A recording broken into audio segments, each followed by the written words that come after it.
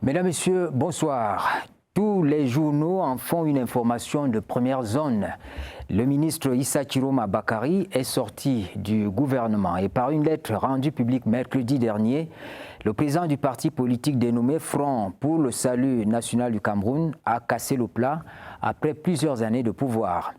À quelques mois du scrutin présidentiel, il déclare qu'il est candidat à cette élection parce que, dit-il, le Cameroun mérite d'entrer dans une ère nouvelle, celle de la responsabilité, de la justice et de la souveraineté populaire. Nous avons retenu ce sujet dans le débat de ce soir à Scène de Presse, à côté du conflit Israël-Iran qui a connu une évolution particulière cette semaine. En 12 jours, on a vécu des destructions matérielles importantes. Une autre histoire s'est écrite autour du nucléaire. Pour en discuter, la CRTV a fait venir autour de cette table Éric Boniface Chouako qui est au bout de la table. Bonsoir. Bonsoir Séverin et bonsoir à tous les téléspectateurs de Scène de Presse. Journaliste, chef de chaîne de la RTS, Radio-Télévision Siantou, Radio-Télévision Siantou. Voilà, merci. En face de vous, Georges Parfait Oundi, bonsoir. Bonsoir Séverin, bonsoir à vos nombreux téléspectateurs. C'est toujours un plaisir pour moi d'être à Scène de Presse. Georges Parfait, également journaliste, secrétaire de rédaction du journal Les Singans, c'est toujours cela? C'est toujours cela. Merci bien. Jean-François Mbenga, journaliste consultant, bonsoir. Bonsoir. Je voudrais dire bonsoir également à vos millions d'auditeurs et de téléspectateurs. Un habitué de l'émission. Je termine par Vincent Konjo qui est avec nous. Bonsoir. Bonsoir au Sévérin. Ancien haut fonctionnaire de l'Agence internationale de l'énergie atomique, AIEA, directeur général de l'ILEMEL. Du fond du corps, les équipes techniques et rédactionnelles de Scène de Presse dirigées par Nathan Kaweb vous disent merci, merci d'être venu, merci d'avoir répondu favorablement à cette invitation. Pour les observateurs de la scène politique nationale, il n'est pas rare de voir les leaders des partis politiques quitter précipitamment leur formation politique ou rompre les alliances à l'approche d'échéances importantes. Le cas du ministre Issa Chiroma Bakari cette semaine relance le débat autour des alliances, autour des ambitions personnelles des acteurs politiques.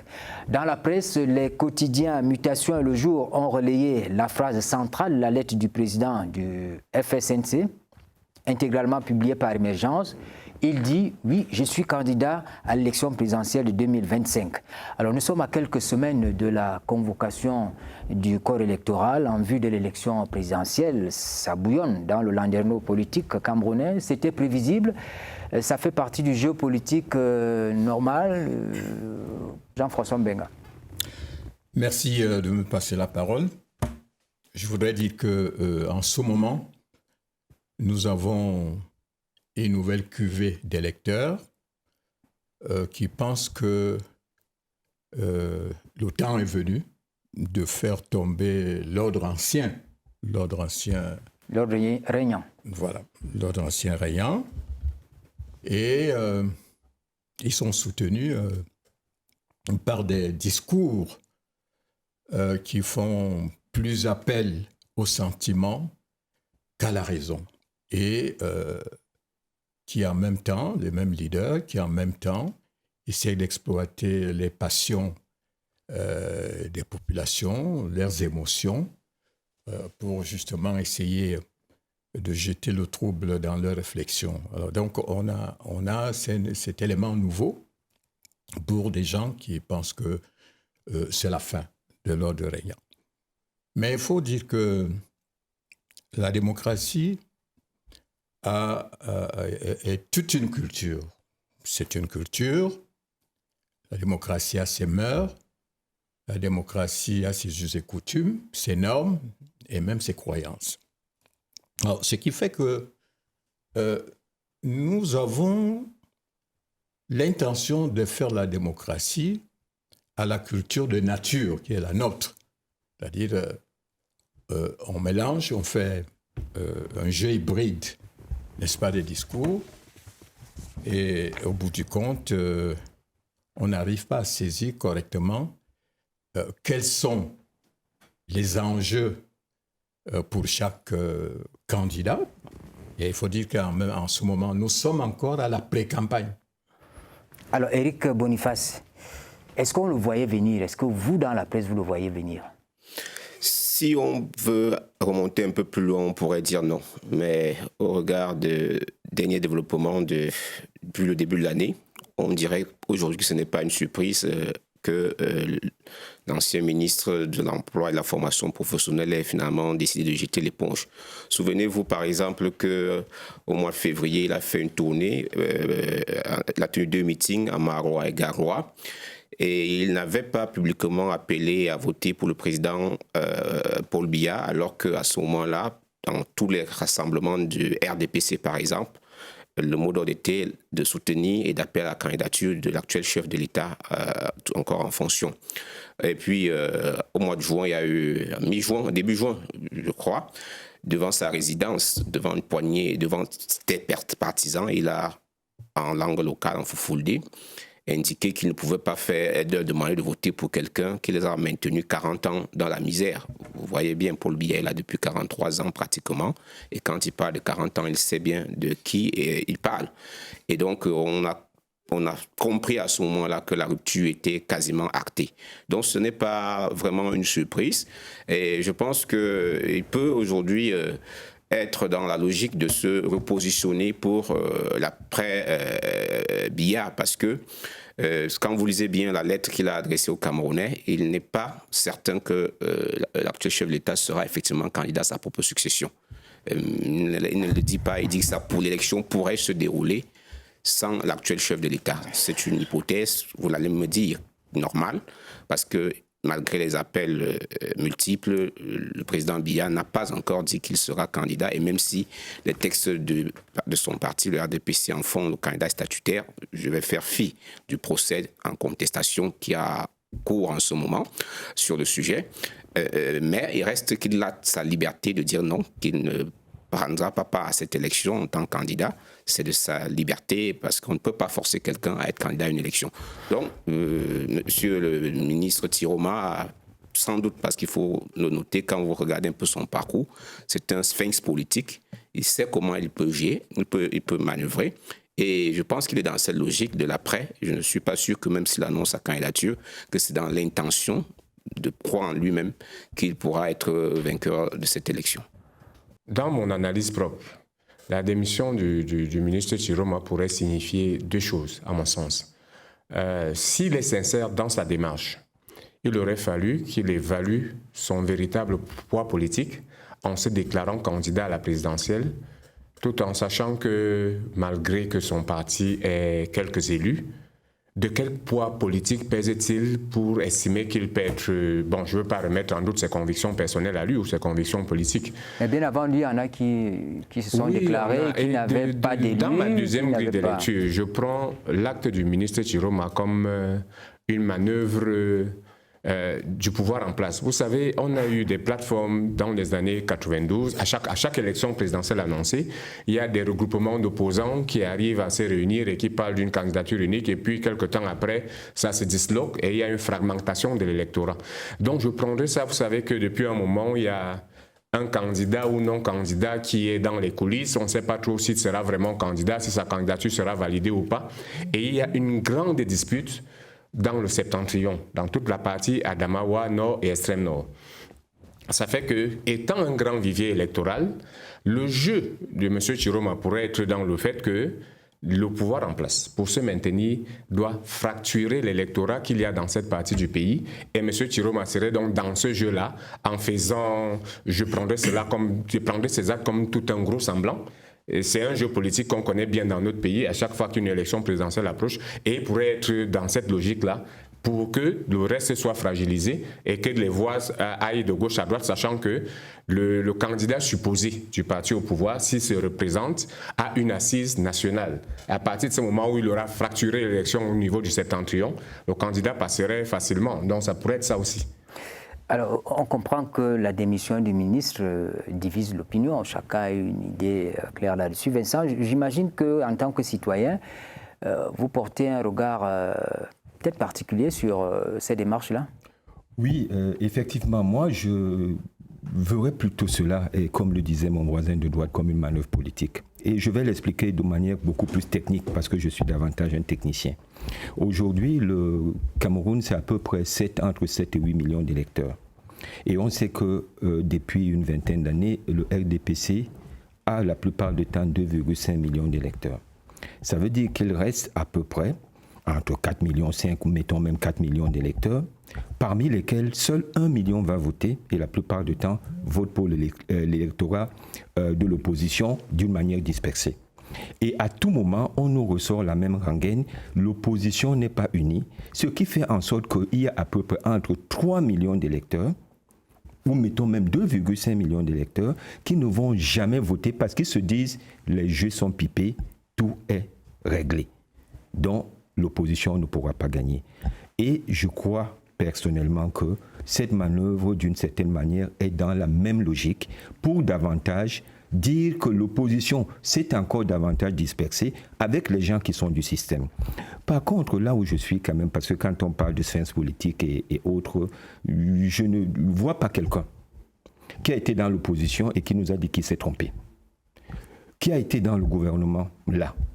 Quand j'ai lu son document, et qui dit qu'il a suivi quelqu'un qui s'est trompé depuis 40 ans, donc qui s'est trompé une deuxième fois, et qui veut être candidat à la présidentielle, donc il va encore se tromper une troisième fois, parce qu'il n'y a jamais de 203. Donc quelqu'un qui est un spécialiste de la tromperie, même si on parle de transhumance politique et ainsi de suite, je ne crois même plus que ce soit la transhumance politique. Il y a dans certains pays, on utilise même les mots prostitution politique et autres, que je n'utiliserai pas ici. Je crois que c'est quelqu'un qui aujourd'hui est complètement dépassé, et effectivement il a 75 ans, et autres, il voit la retraite venir, il voit un certain nombre de choses, il ne sait pas quoi faire. Il y a au niveau du Nord des grands groupes, des grands mouvements comme le PCGN qui sont en train de prendre de l'ampleur. Il se rend compte que le système va peut-être évoluer dans un autre sens, et il prend des décisions comme ça à la va-vite et autres, parce que quand on voit même ce qui est écrit, quelqu'un qui sait exactement ce qu'il veut écrire, il est obligé, il peut être synthétique. Il n'écrira pas un document de 20 pages, il écrira un document de 2-3 pages, il aura tout dit dedans, et parce qu'il partira sur l'essentiel. C'est comme ça que je le vois. Je pense qu'il s'agit davantage de... Je vous dis tout à l'heure que c'était un sphinx politique. Donc, je ne parlerai pas de transhumance. D'ailleurs, il conserve son parti politique, le FSNC. Je précise qu'en politique, les alliances se font et se défont. Vous voyez, dans des démocraties parlementaires, des coalitions qui explosent et provoquent des élections. Précisons que le FSNC n'a aucune alliance avec le pouvoir. Bon, une alliance formelle en termes de signature comme avec l'UPC dans le temps ou bien avec l'UNDP, non. Mais de fait, ils sont des alliés. Mais je suis en train de dire que M. Tiroma a fait une lecture. C'est un calcul et c'est normal pour un acteur politique. L'homme a des ambitions et je crois qu'il voudrait arriver au summum, n'est-ce pas, de ses ambitions. Il a fait tout le tour que vous connaissez. Et là, il joue gros, là où il se trouve en ce moment. L'acte de M. Tiroma sonne un peu faux. À ma perception, ça sonne un peu faux parce que vouloir rebondir maintenant, même si ça accroche à ceux qui viennent, je ne suis pas sûr qu'ils aient besoin de lui. Dans leur façon de vouloir fonctionner, je ne suis pas sûr qu'ils iraient chercher dans le passé, comme l'a souvent fait le régime en place, aller toujours prendre les vieux amis. Non, Tiroma fait partie d'un passé politique, et s'il faut prendre que sa démarche est sincère, elle est sincère dans le buzz qu'il peut produire pour nous faire parler ici aujourd'hui. En dehors de ça, je ne vois pas Tiroma vraiment, comme disait Boniface tout à l'heure, que nous sommes dans une élection présidentielle, c'est vrai. De quel poids pèse véritablement Issa Tiroma, que ce soit dans le Nord ou dans le reste du Cameroun, je ne vois pas trop. Et le fait qu'il soit candidat, moi, j'aurais été au pouvoir que ça ne m'inquiéterait pas. Pour le moment, vous savez, le président d'abord, le président ne dit jamais rien en cette période, hein, tant que la circulaire n'est pas sortie, tant qu'il n'est... Donc, s'il y a des gens, parce que j'ai cru entendre que Tiroma se plaint du fait que le président ne le reçoit pas, il n'y a pas cette communication entre... Bon, les silences du président, lorsque vous avez été son collaborateur, vous devez les comprendre, vous devez savoir, n'est-ce pas, interpréter les silences du président. Donc, si c'est pour cela qu'il s'en va, parce qu'on ne l'a pas reçu, ou c'est pour cela qu'il... Non, il a dit que le pays est à bout de souffle. Bon, le pays est à bout de souffle. Le système est à bout de souffle. Oui, le système est... Se présente comme candidat. Le système est à bout de souffle. Non, il y a le terme participer. Une minute, s'il vous plaît, Jean-François. Cette affaire de participer au Cameroun, je ne sais pas. Prenons le Sénégal. Abdoulaye Wade a été collaborateur de Diouf, pourtant il a battu aux élections. Macky Sall a été collaborateur de Abdoulaye Wade, il a battu aux élections. Donc il ne faut pas, si on prend en France, tout à l'heure on a parlé, Georges Parfait a parlé des mêmes acteurs. François Mitterrand a fait combien d'années avant d'être élu président de la République? Jacques Chirac a fait combien d'années de combat, de lutte politique pour être élu président? Donc c'est de longue haleine.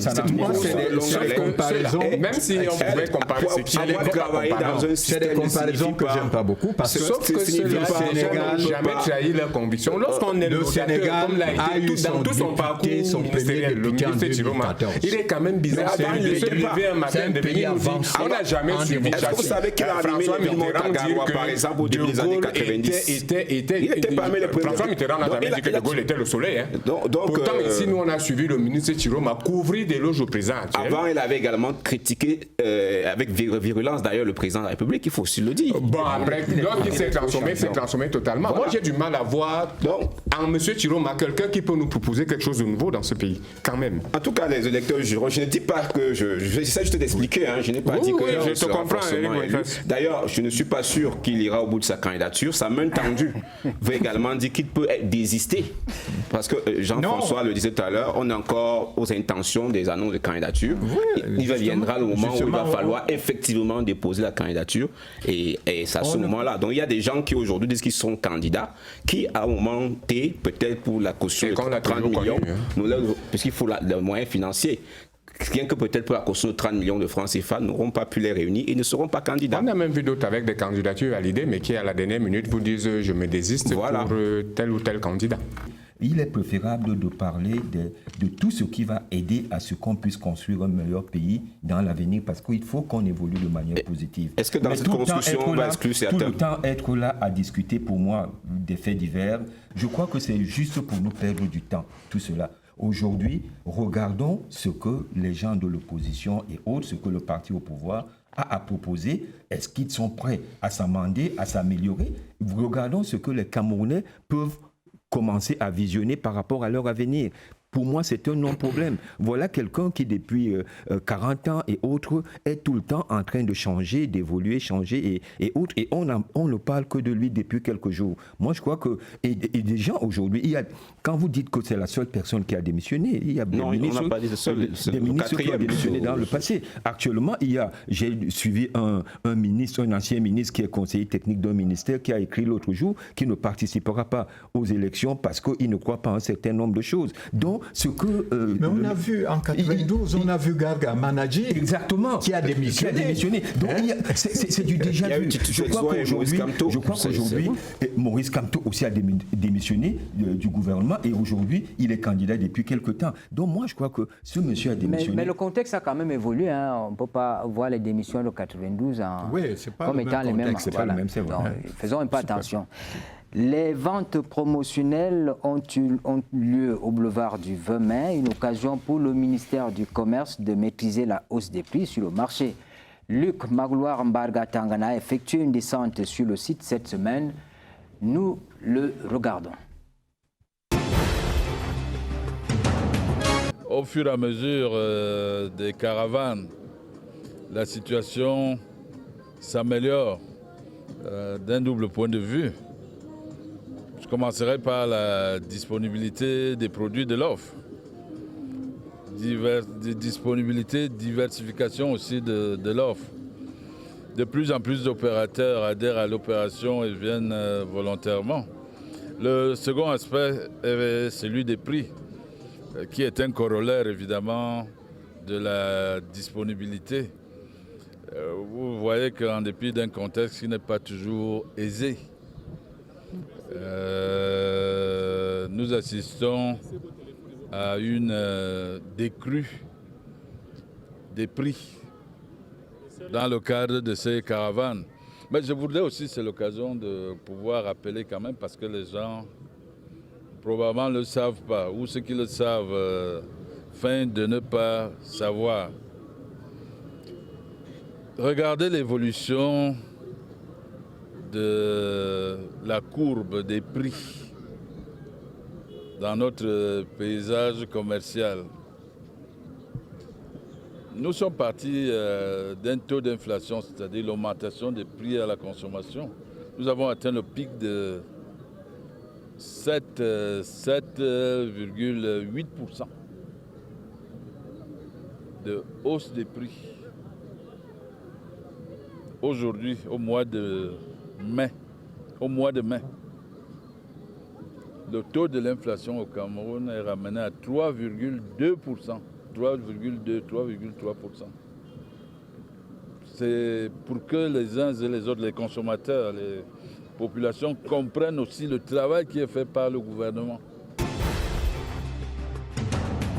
Le ministre Luc Magloire Mbargatangna, ministre du Commerce, il s'exprimait à la suite de la visite qu'il a eu effectuée sur le site des ventes promotionnelles qui ont lieu au boulevard du 20 mai. C'est une action qui se poursuit, qui aide peut-être ceux qui n'ont pas beaucoup d'argent de s'approvisionner, de trouver de quoi manger au marché. Oui, moi, c'est une action à saluer, mais seulement, il faut penser aux autres, surtout en cette période. Les gens sont devenus très susceptibles, surtout l'électorat est devenu très grincheux, etc. Il fait ça pour les électeurs, pour avoir des électeurs. Mais tout ça, puisque c'est un homme politique, n'est-ce pas, qui organise cette offre-là, les autres vont dire, voilà, le ministre du Commerce n'a pas pensé à nous. Heureusement qu'à la fin de son propos, il a dit... on ira plus loin, on verra, bon, comme pour dire que bon, vous aussi, vous allez nous recevoir, etc. Mais toujours est-il qu'en ce moment, c'est un peu délicat. C'est bon. Vrai, nous sortons d'une grosse polémique autour d'un certain riz qu'on a vendu à 50 kilos à 15 000 francs CFA. Je qualifie ces actes du ministre du Commerce tout en reconnaissant quand même la bonne intention qu'il y a derrière. Sûrement, il y a une bonne intention. Mais ces mesures cosmétiques-là ne sont pas... C'est pas ce que le gouvernement devrait faire. C'est-à-dire, pour maîtriser l'inflation, tout un ministre n'a pas besoin de descendre dans la rue et de faire la promotion de certains produits de première nécessité. Il faut prendre les mesures un peu en aval. C'est-à-dire qu'il y a une conséquence qui fait qu'au niveau de la population, qu'on ressente qu'il y a un besoin pour que le gouvernement combatte la vie chère. Le ministre ne va pas venir vendre le riz. Il y a des mesures pour que ce riz-là revienne moins cher au consommateur final qui est le citoyen. Donc, ça veut dire que sur le riz, il y a des mesures préférentielles sur la douane, sur le transport, sur tout le reste. Voilà là où on attend un gouvernement. Pas qu'un ministre descende dans la rue et vienne faire la promotion des produits de grande nécessité. C'est un peu... on est dans des mesures cosmétiques qui sont ponctuelles de temps en temps et puis... Qui en bénéficie finalement? Lorsque dans tout Yaoundé, on organise une vente promotionnelle au boulevard du 20 mai, imaginez 3 millions d'habitants qui se déplacent pour aller chercher du riz au boulevard du 20 mai. Qui sera servi, qui ne sera pas servi? Quelles sont même les quantités? Moi, je trouve que c'est un peu léger. Par le passé, il y a eu une délocalisation de cette activité. Il y en a eu. Même lorsqu'il y a des délocalisations, Yaoundé s'étend déjà. Hein, le Foundi est grand. Je les aperçois de temps en temps, là où je suis du côté de la capitale de la Meufou-Afamba. Mais comme je continue de le dire, c'est des mesures cosmétiques qui font que, bon, on comprend aussi qu'on est en pré-campagne électorale et tout le reste, mais franchement, ça, c'est pas des actions qu'un gouvernement devrait poser. Tout maintenant autour de la campagne électorale. Je pense quand même que même s'il y a des élections, commencé bien avant cela. Même s'il y a des élections dans l'air, on doit quand même reconnaître comme journaliste que ce n'est pas seulement en période électorale que le ministère du Commerce organise ce type d'opération. Ne va pas vendre le riz en détail et aux populations. Mais je voudrais quand même apporter quelques limites à ces opérations. D'abord parce que, comme vous l'avez dit, c'est parfois éloigné des zones d'habitation, parfois pour 50 ou 100 francs de différence de prix. Je ne suis pas sûr qu'il faut mettre son carburant ou dépenser là un taxi pour une affaire de 100 francs parce que vous allez acquérir un produit moins cher. Deuxième chose, c'est que ça fait un peu concurrence déloyale aux commerçants établis. Il faut penser également à cela. Et enfin, il faut résoudre le problème de manière structurelle et non conjoncturelle. Parce qu'il faut davantage de produits. Et là, ce n'est pas seulement le ministre du Commerce. Il y a le ministère de l'Agriculture, le ministère de l'Élevage, parce que c'est tout cela qui doivent aussi également rentrer en scène. Parce que s'il y a suffisamment de production, évidemment, les prix vont baisser. Oui, mais là, il faut savoir que c'est des opportunités qui sont offertes par les opérateurs économiques, n'est-ce pas, à partir de leurs stocks. Alors, si vous avez des stocks de produits dont vous doutez c'est pas moi, etc. Bon, et ça leur permet également de faire des économies d'échelle. Donc, les opérateurs et commerçants établis sont associés. Justement, cette histoire de stock avarié qu'il faut rapidement donc, des économies d'échelle, ça leur permet donc de vendre moins cher pour faire un gros chiffre d'affaires. Bon, donc, les autres ne peuvent pas se plaindre, ne peuvent pas dire qu'il y a concurrence déloyale, parce que les autres ouvrent leurs magasins pour sortir les stocks. Aujourd'hui, 70% de ce que nous consommons vient de l'étranger et autres.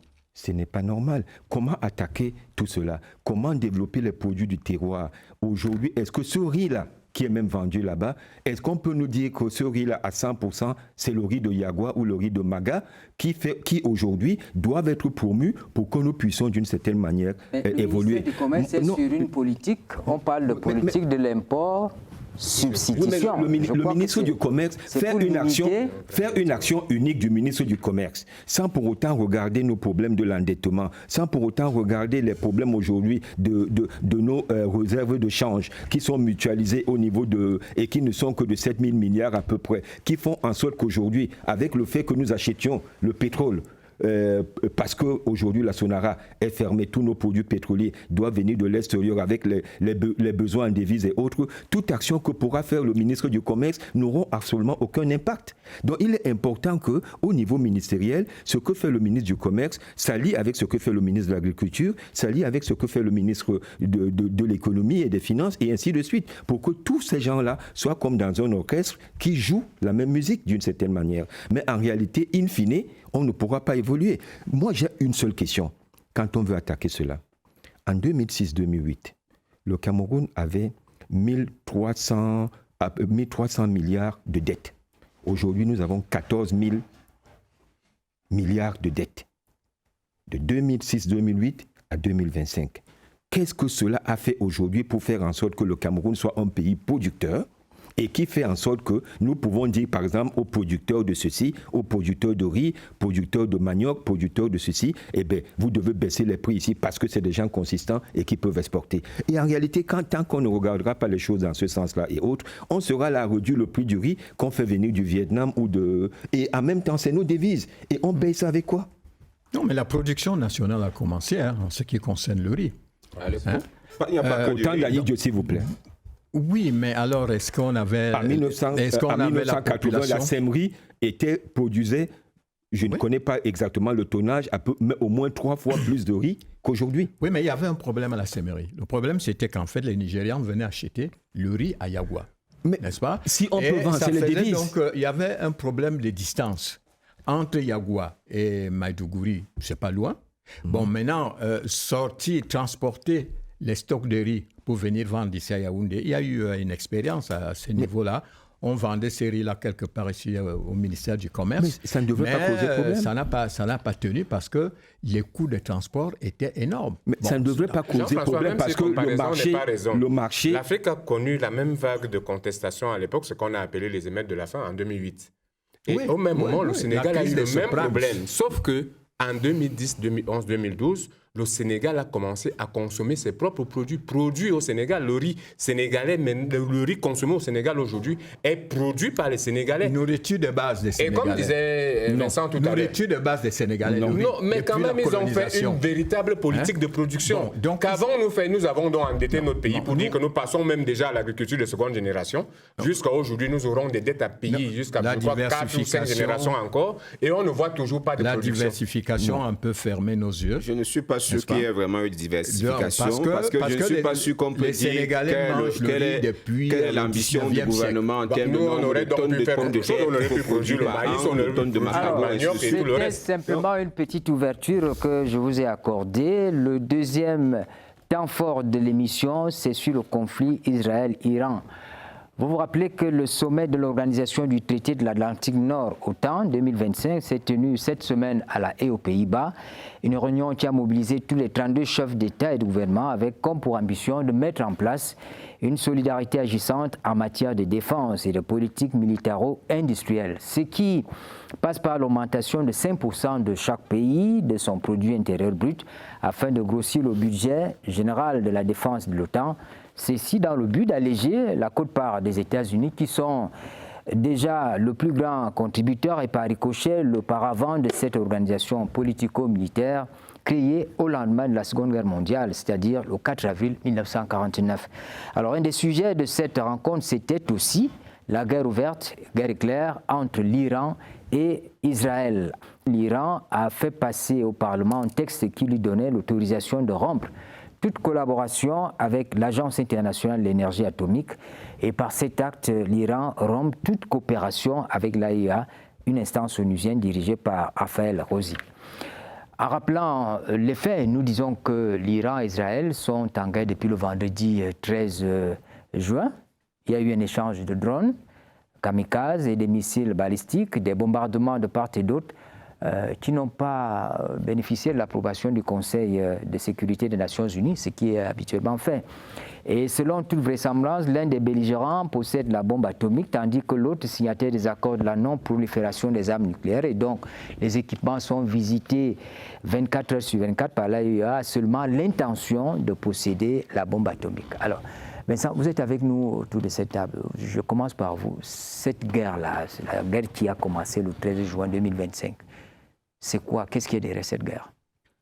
Moi, je crois que, en réalité, c'est une guerre déjà qui est extrêmement lointaine, puisqu'il faut savoir que les Iraniens essayent de progresser en se construisant une certaine masse critique et d'une certaine manière à avoir les capacités endogènes leur permettant de pouvoir progresser.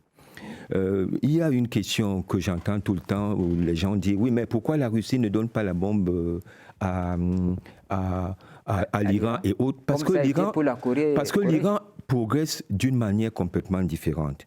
Si on revient sur le problème actuel, il est à noter que l'Iran a signé le TNP et l'Iran a signé l'accord de garantie. Par contre, n'a pas signé le protocole additionnel qui l'oblige à faire le contrôle de ses infrastructures nucléaires.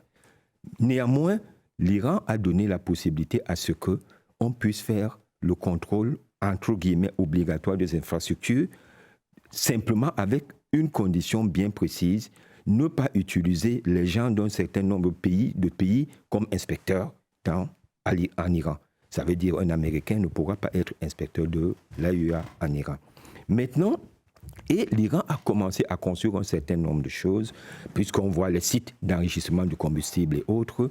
Mais l'Iran a un réacteur l'IR-40 de 40 MW qui utilise l'uranium naturel et une capacité de production de lourd qui leur permet de produire du plutonium.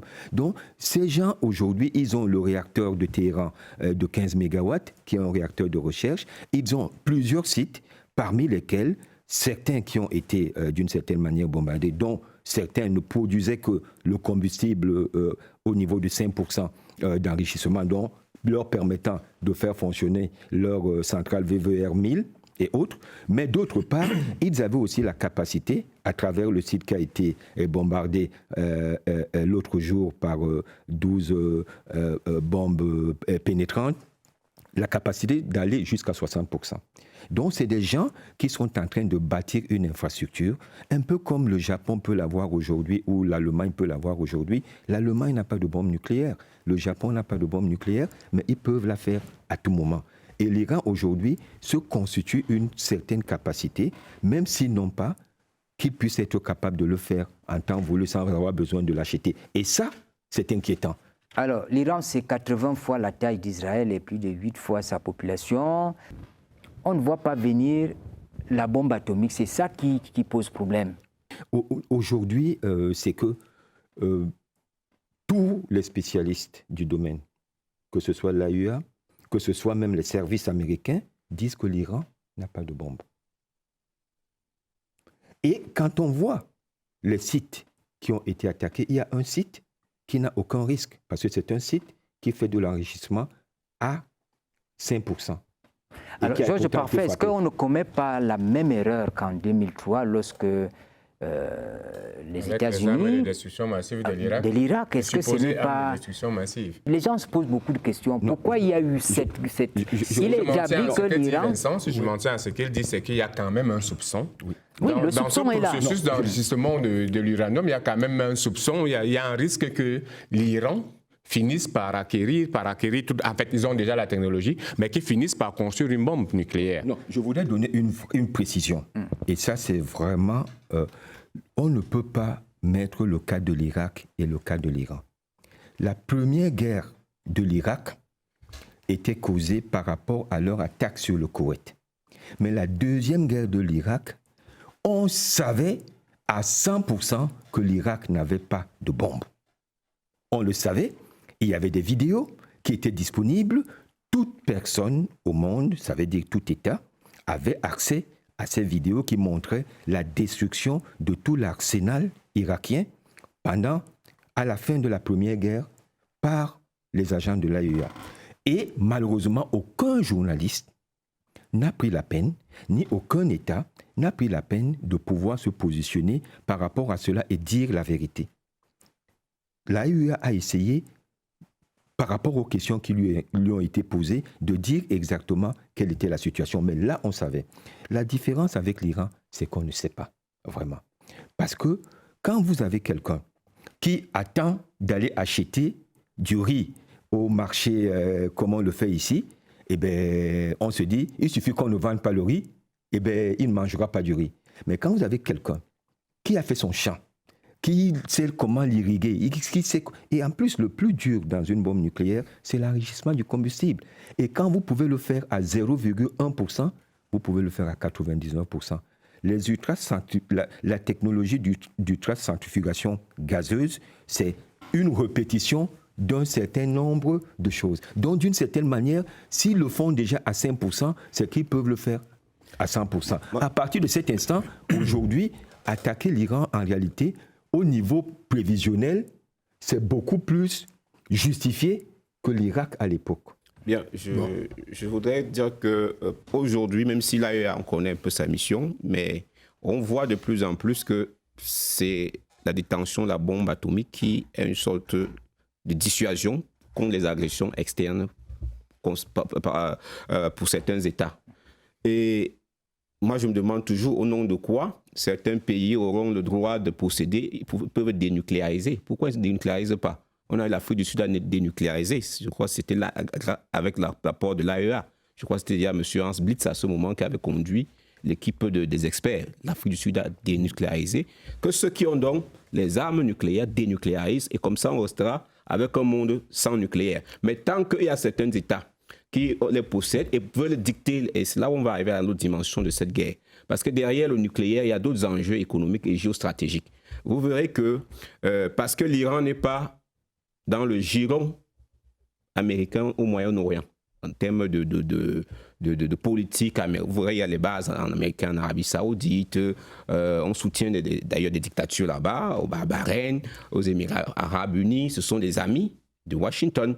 Mais comme l'Iran ne veut pas être dans le même moule, on vous crée tous les problèmes possibles. On vous trouve des prétextes pour essayer de vous nuire. Et parce que l'Iran a choisi d'autres alliés stratégiques qui ne sont pas... La Russie, la Chine. La Russie, la Chine. D'ailleurs, la Chine achète une bonne quantité de son pétrole à l'Iran et contourne donc de ce fait les sanctions américaines. Non.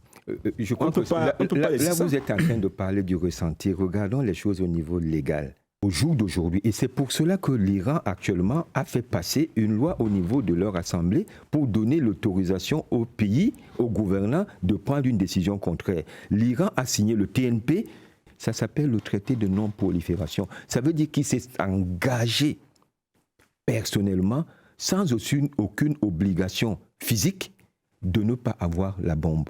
Si là, le système international, ce qui n'est pas le cas ici, se doit de le ramener à l'ordre. Alors vous savez très bien que le système international aujourd'hui, c'est un peu l'état de nature, puisqu'on peut vous agresser sans légalité. L'Iran aujourd'hui est en train de dire, nous allons aussi sortir. À partir du moment où ils seront sortis et autres.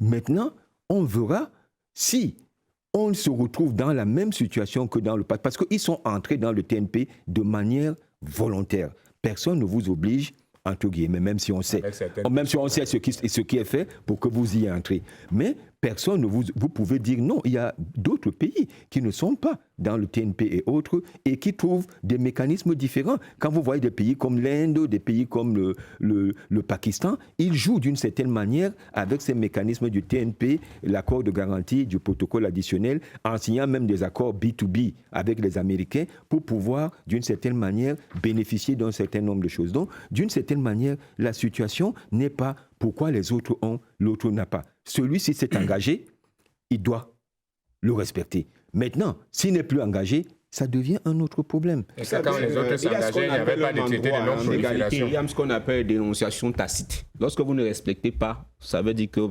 plus ou moins vous avez dénoncé.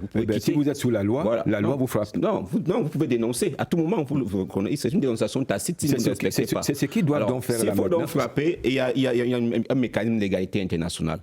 Il y a un mécanisme que les Nations Unies ont mis en place, parce que l'AEA découle des Nations Unies, a mis des règles en place, ce qui signifie que même si l'Iran ne respectait pas, il fallait repartir au Conseil de sécurité, qui seul peut donner l'ordre. Je veux par exemple rajouter quelque chose et autre. Pendant longtemps, l'Iran a eu la possibilité de donner l'accord d'arrêter avec le TNP et d'arrêter la coopération avec l'AEA. Pourquoi ils ne l'ont pas fait? Ils pouvaient le faire depuis des années. Parce que le rapport de force n'était pas exactement comme le rapport de force actuellement. Si ils ne s'étaient pas rendus compte qu'aujourd'hui, en réalité, ils sont, je ne dirais pas à l'abri, mais ils ont moins de pression des autres. Je vous donne un exemple. Le nombre de bombes pénétrantes qui ont été utilisées, 14. Les États-Unis en ont produit à peu près 21, une vingtaine. Ça veut dire qu'aujourd'hui, il est quasiment impossible de pouvoir toucher certains des sites de manière beaucoup plus précise et de pouvoir les détruire. Donc voilà des gens aujourd'hui qui se disent déjà, mais attends, on croyait que... Attendez, s'il vous plaît. On croyait que, on va nous détruire en 2 jours. Et ils se rendent compte qu'on ne peut plus les détruire en 2 jours. Ce qui leur donne autre chose et autre. Et donc, c'est pour cela qu'ils prennent cette décision de ne plus respecter les contrôles d'une certaine manière de l'AEA. À partir de cet instant, légalement, s'ils sont attaqués, même avec le système des Nations Unies, ils se retrouvent à l'abri parce que le Conseil de sécurité ne pourra plus avoir mandat de pouvoir dire « nous pouvons les attaquer ». Parce qu'aujourd'hui, les Américains, ils peuvent toujours manipuler, comme on a manipulé avec la Libye et autres, et trouver des solutions et les attaquer parce qu'on sait ceux qui ont le pouvoir par rapport à ce Conseil de sécurité. Mais aujourd'hui, s'ils sont dans le TNP, effectivement, le Conseil de sécurité peut prendre cette décision. Mais s'ils y sortent, s'ils y étaient sortis il y a 10 ans, même le Conseil de sécurité ne pouvait même pas. Donc ça veut dire que cette guerre devait être doublement illégale. Parce que les Américains ne pouvaient pas la faire, le Conseil de sécurité ne pouvait pas donner cette injonction. C'est pour cela que moi, j'aimerais que les gens regardent les choses de manière beaucoup plus dans le sens de la négociation. Et ça s'applique sur nous, nos accords et autres que nous avons faits, qui nous mettent aujourd'hui dans certaines situations. Si on réfléchit simplement en se disant que oui, mais pourquoi ? Eh bien, on a tort. Il faut qu'on les attaque de manière intelligente. La nuit du lundi 23 au 24 juin 2025, après 11 jours de guerre, le président américain, Donald Trump, a surpris tout le monde en annonçant que les deux parties ont accepté un cessez-le-feu. Ça, on voudrait comprendre un peu dans le jeu des acteurs. Le rôle des Américains, c'est quoi là-dedans? Alors, je voudrais un peu élargir le champ de nos observations par rapport aux réalités que nous vivons en ce moment entre l'Est et l'Ouest.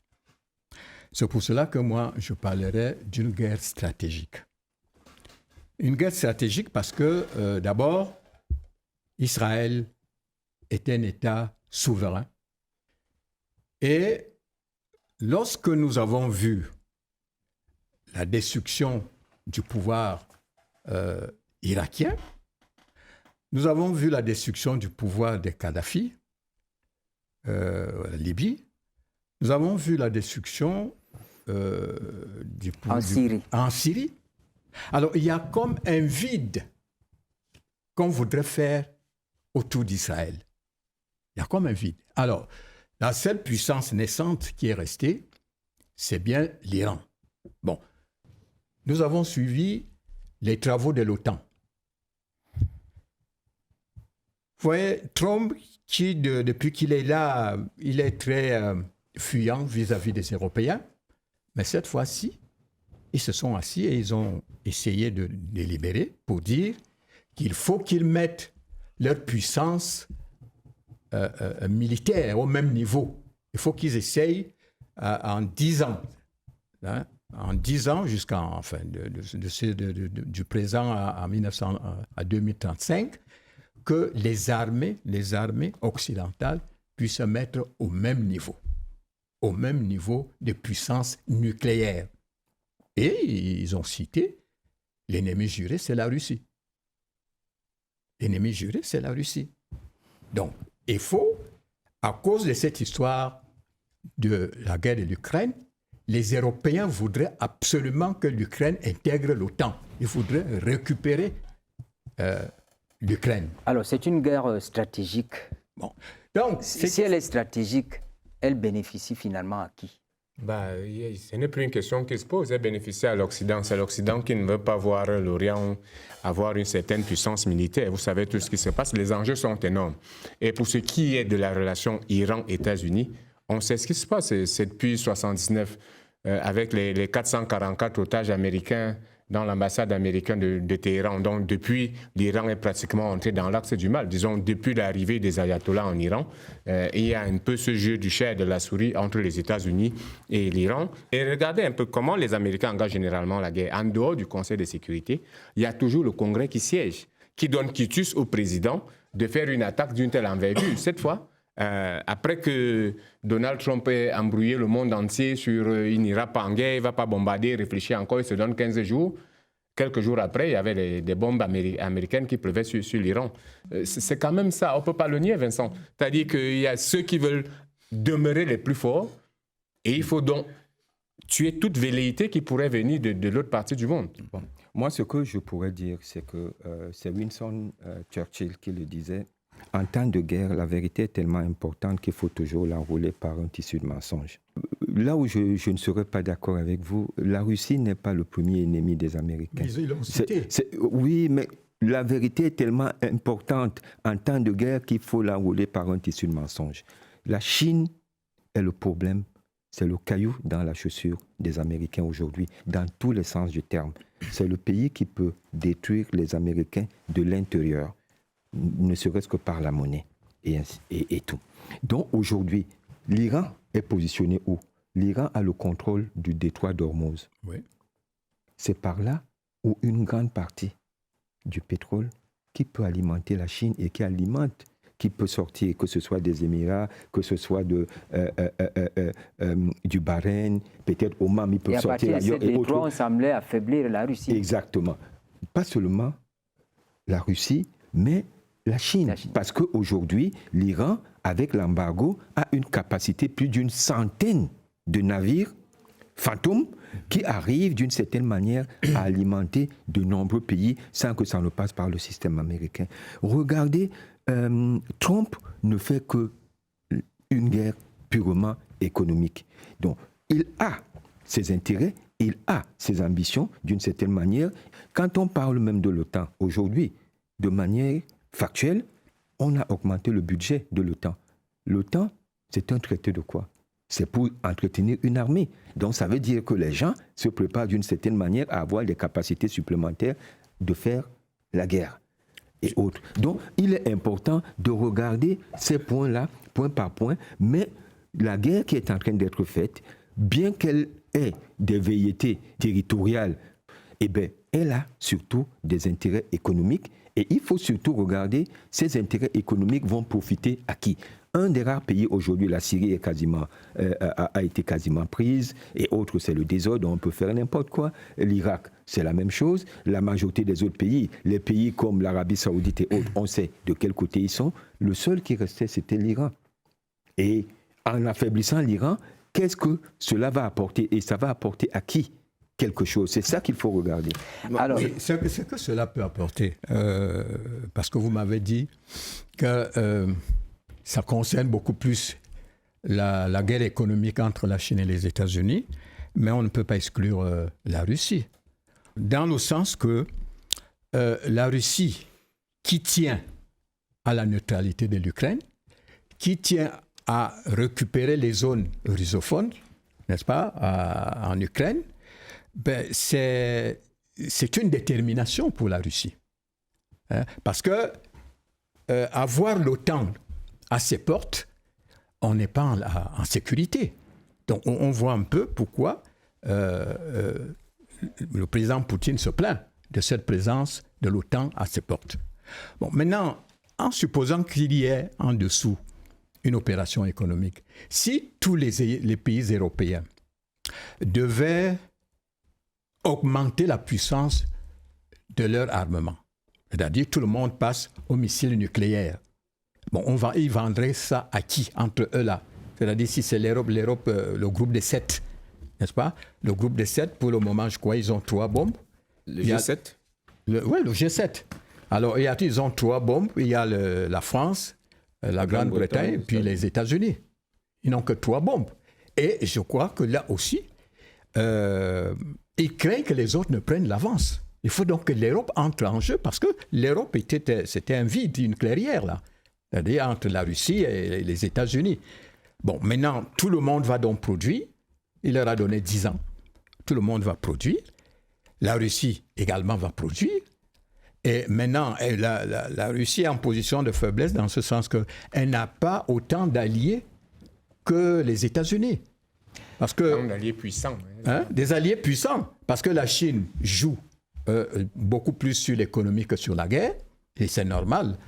Bon, la Corée du Nord, qui veut faire des essais, qui veut s'initier dans ce genre de guerre, et serait peut-être prêt, mais ce serait insuffisant au cas où les pays européens, les pays de l'OTAN, n'est-ce pas, arrivaient à augmenter leur puissance de nucléaire. La Russie serait en position de faiblesse. Alors, moi, je voudrais dire quelque chose rapidement par rapport à la station de Winston Churchill. Je pense qu'aujourd'hui, dans des situations de conflit, on est davantage et beaucoup plus dans les désinformations que dans les vérités. Parce qu'on ne va pas se fier forcément à ce que... Dans la communication même. Je dis même la désinformation. Parce que la communication il peut même avoir, si vous dites que vous avez un téléphone, vous vendez, ça peut être vrai que vous avez un téléphone. Or, dans la désinformation, vous pouvez ne pas avoir le téléphone et dire que vous l'avez. Il y a beaucoup de manipulations. Ce qui fait qu'il ne faut pas forcément croire à 100%. Vous avez vu aux États-Unis à l'heure actuelle, les services de renseignement qui disent qu'on n'aurait pas endommagé tel site nucléaire, le Pentagone qui soutient l'inverse. Vous voyez, c'est parfois très compliqué. Et il faut faire attention aux déclarations publiques. Et tout ce qu'on fait pendant un conflit, on ne le dit pas, ou ce qu'on va faire. Il faut qu'on tienne compte de cette dimension dans nos analyses. Et je voudrais ajouter que, c'est vrai, je suis d'accord, la Chine est c'est pratiquement l'ennemi numéro 1 des États-Unis, l'adversaire numéro 1 par rapport à plusieurs, au niveau économique, au niveau même militaire, même, et même le rayonnement par rapport au fait que la Chine commerce pratiquement avec tout le monde. Ils ont quand même une surface financière assez considérable, une puissance démographique plus importante, plus d'1 milliard d'habitants. Ça suppose également, en termes de nombre d'ingénieurs que la Chine produit par an, c'est 2 fois pratiquement aujourd'hui ce que les États-Unis produisaient. Ça fait qu'il y a cette compétition technologique qui est en train d'avoir cours. Et si on peut s'attaquer, affaiblir peut-être un pays qui peut fournir quelque chose à la Chine et retarder quelque chose pendant quelques années, une situation, on peut le faire. Donc, il ne faut pas élaguer complètement le fait que ce conflit avait aussi derrière la Chine comme objectif à retarder ou à anéantir. Alors, ça se passe à 1000 lieues d'ici. Oui, on peut nous poser la question, pourquoi vous vous intéressez à cette question-là? Et nous sommes d'accord que, parce que quand on vous écoute, c'est une guerre stratégique. Que peut tirer l'Africain de ce conflit?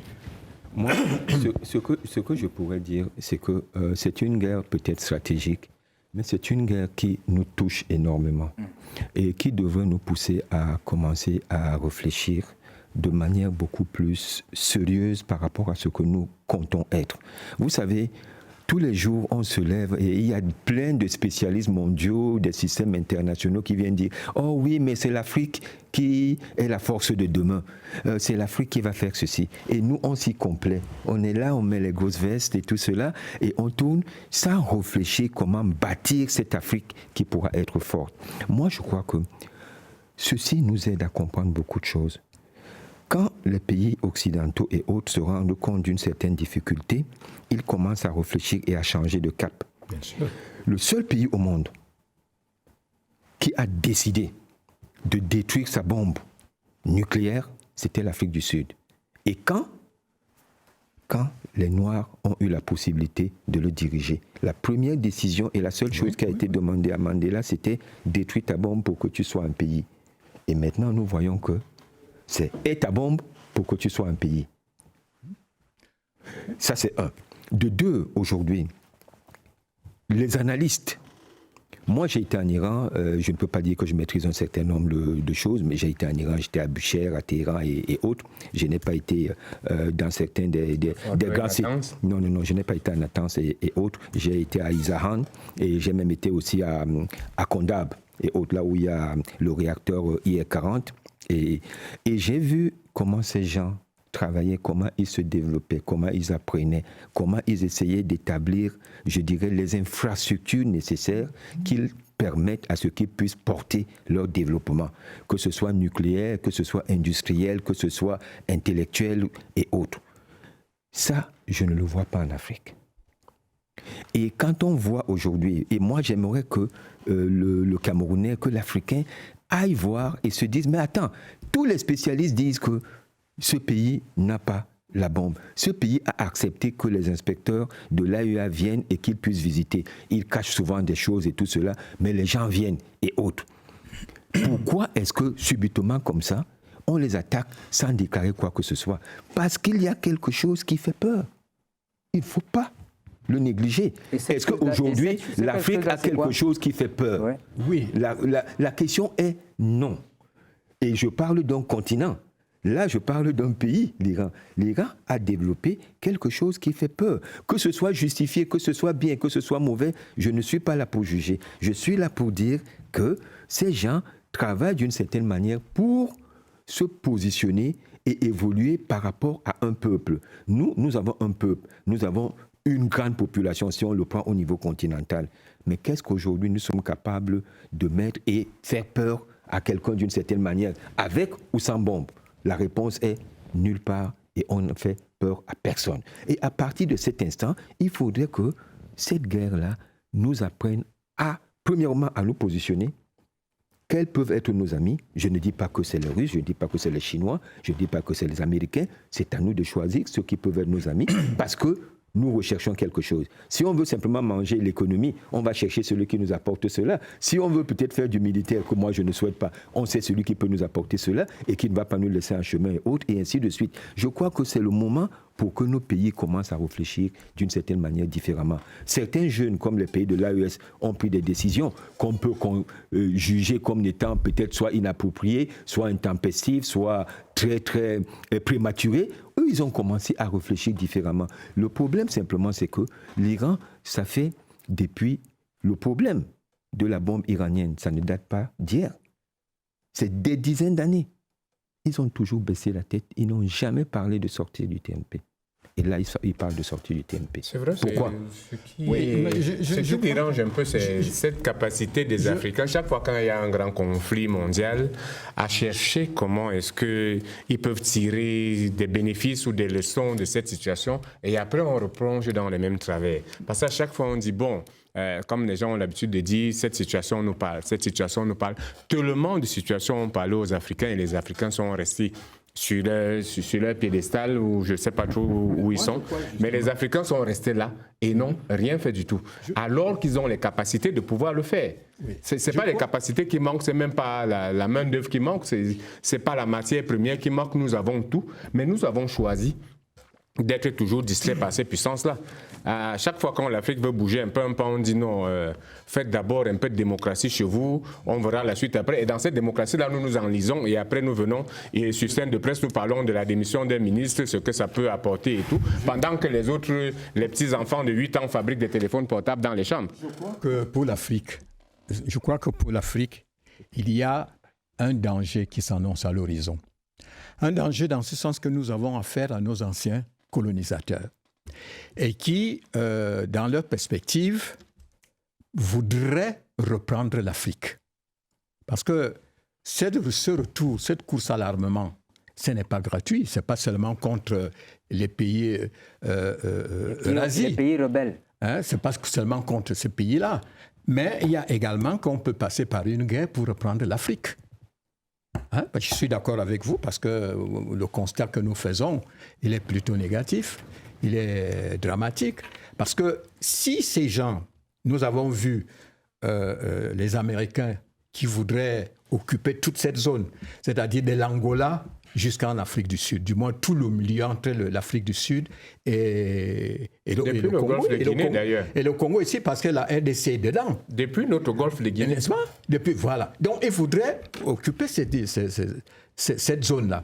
En 1975, les Américains disaient qu'ils allaient baisser leurs importations de pétrole du Moyen-Orient parce que le pétrole, ils ont des gisements de pétrole au golfe de Guinée. Et ils peuvent... Alors, donc, il y a des visées, n'est-ce pas, des visées de domination, des visées hégémoniques du côté des... Raison de plus pour que l'Afrique se réveille. Il faut donc maintenant que l'Afrique commence à réfléchir. Parce que quand tous ces gars-là, ils vont avoir des missiles de ceci, cela, ce n'est pas avec nos fusils de chasse que nous avons les chassés. Que nous ne savons même pas fabriquer. Alors, donc, ça fait qu'il faut commencer à préparer ce danger. Parce que le problème aujourd'hui, nous avons vu l'attitude de Macron. Macron a dit qu'il faut détruire la Russie parce que la Russie est venue amener les Africains à se révolter, à prendre conscience de leurs conditions. Donc, si on s'y détruise, n'est-ce pas, s'ils arrivent à dominer la Russie, mais l'Afrique va se retrouver à leur portée. Moi, je voudrais faire deux petites choses. D'abord, pour dire que heureusement que le détroit d'Ormuz n'est pas fermé, parce que comme une bonne partie du pétrole mondial passe par ce détroit-là, le Cameroun aurait subi, on a connu le conflit russo-ukrainien a apporté des conséquences au niveau du prix à la pompe, du litre de carburant à la pompe, heureusement, et dire que ça peut nous concerner directement, ce qui se passe au Moyen-Orient. Et globalement, comme les autres l'ont dit, l'un des grands enseignements à tirer, et on le dit depuis, pas seulement même avant cette guerre, je l'ai dit pas seulement avec cette guerre, c'est qu'il faut revoir notre système de formation de notre jeunesse. Je voudrais au Cameroun que les gens célèbrent plutôt leur admission dans les écoles polytechniques plutôt qu'à l'école nationale d'administration et de magistrature ou encore à l'IRIC. Donc ce serait meilleur qu'on forme un maximum d'ingénieurs par an, parce que ce sont eux qui seront capables de transformer le pays. Et sur le terrain, aujourd'hui, je vois très peu d'ingénieurs chercher l'emploi. Je le vois très peu. Beaucoup sont à leur propre compte. Ils refusent même démission de l'administration. Ça montre que c'est vers là qu'il faut peut-être se tourner pour que nous puissions être capables de fabriquer ce dont nous avons besoin pour notre sécurité et pour satisfaire notre population. Je crois que cette conclusion est vraiment la meilleure par rapport à ce que nous sommes en train de discuter. C'est, et comme je le disais avant, d'évoluer vers le bon sens. Mais un point aujourd'hui, dans notre pays, le gars qui sort ingénieur de Polytechnique, est-ce que dans ces 10 prochaines années, il peut construire une maison à Oudia? Est-ce qu'il peut construire une maison à Santa Barbara? Pourtant, le gars qui est sorti l'ENAM, inspecteur de finances et autres, c'est eux qui ont de nouveaux quartiers et ainsi de suite. Et si on ne change pas cette donne, que celui qui sort de l'ENAM se contente de son salaire et autres pour pouvoir vivre convenablement, eh bien, il sera très très difficile de pousser les gens à évoluer dans le bon sens parce que tout le monde veut simplement faire ce genre d'études. Mais ce que moi je voulais juste dire au niveau de la conclusion, c'est que ceci devrait nous servir de leçon. Mais moi je veux aller un peu plus loin. Vous savez, quels sont ceux qui ont créé le système pétrolier français qui sévit actuellement en Afrique? ELF a été créé sur la base de ceux qui avaient travaillé pour développer la bombe nucléaire et qui rentraient d'Algérie. Ils ont travaillé sur l'uranium et autres, et c'est eux qui sont les premiers dirigeants de ELF. ELF qui est Total aujourd'hui, qui évolue et qui est devenu Total. Ça veut dire que, et quand on voit par exemple les Georges Best qui a dirigé la société Renault pendant longtemps, dont l'industrie, je dirais l'industrie automobile française, on va voir que c'est des gens qui sont venus d'une certaine manière vers le nucléaire parce qu'ils ont la notion de la masse critique et ils savent travailler dans un groupe multidimensionnel, avec multi-compétences et ainsi de suite. Aujourd'hui, nous voyons, parce que quand on voit l'Iran, ils ont développé leur nucléaire. Mais regardez ce qu'ils ont fait au niveau des missiles balistiques et autres au niveau des drones. Parce qu'ils ont commencé à créer les mécanismes de masse critique qui leur permettent de pouvoir dire on va se mettre ceci, on va faire l'agriculture dans le désert, on va faire ceci. Et ils sont capables de le réussir. Moi, je crois, et je pourrais revenir sur la Corée, beaucoup d'autres exemples comme ça, pour vous dire qu'aujourd'hui, si on a Samsung, on a ceci, on a Daewoo, et ainsi de suite, ce n'est pas du hasard. C'est quelque chose qui s'est construit à partir de rien, mais avec une certaine stratégie. Moi, j'aimerais que nos pays se mettent à travailler de manière stratégique. Nous avons des jeunes, j'étais récemment, et c'était une surprise pour moi, on a plus de 8000 ingénieurs camerounais qui travaillent dans l'industrie allemande. Je ne parle pas de chômeurs, je ne parle pas d'étudiants, je ne parle pas qui ont terminé les études sans boulot, qui travaillent avec des responsabilités élevées. Et quand on dit 8 000, d'autres m'ont même dit 12 000 et autres. Et aujourd'hui, au Cameroun, effectivement, on manque de bons ingénieurs. Parce que quand vous dites on manque d'ingénieurs, ce n'est pas vrai. Moi, je travaille, je recherche des ingénieurs souvent ici. Je n'en trouve pas. Mais, oui, mais c'est vrai que beaucoup quittent le Cameroun. Non seulement il manque en nombre, mais en plus il manque en qualité. Des gens qui sont capables de pouvoir s'asseoir et de pouvoir réfléchir. Pour certains, parce qu'ils sont mal formés. Pour d'autres, ils sont dans un système qui ne leur permet pas de se renouveler, de pouvoir évoluer. Donc, il y a beaucoup de choses qui doivent être faites ici. Mais ça, il faut qu'on le fasse dès la base pour pouvoir évoluer. Et ça commence par la mentalité. Merci. Nous arrivons au terme de cette édition de Scène de Presse. Merci à vous. Merci pour vos contributions à cet échange. Merci également à vous qui prenez la peine de nous regarder dimanche soir. Et si plaît à Dieu, nous nous retrouvons dimanche prochain.